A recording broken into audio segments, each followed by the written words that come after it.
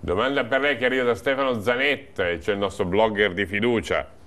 Domanda: perché la Regione Veneto è in forte ritardo nella produzione del piano energetico? Perché la Regione Veneto ha autorizzato in portoghese la proliferazione di centrali a biomasse?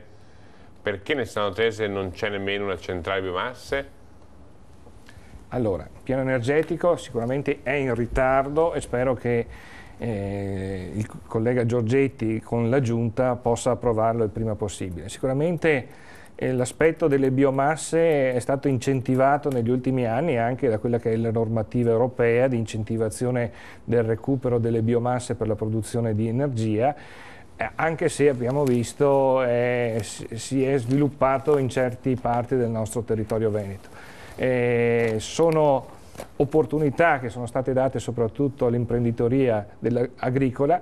Io spero che vengano veramente autorizzate, e questo è l'aspetto, alle imprese che hanno effettivamente anche la materia prima, perché pensare appunto di trasferire la biomassa o anche magari quelli che sono i liquami o i reflui zootecnici da una parte all'altra del territorio sicuramente non è incentivante sotto l'aspetto ambientale.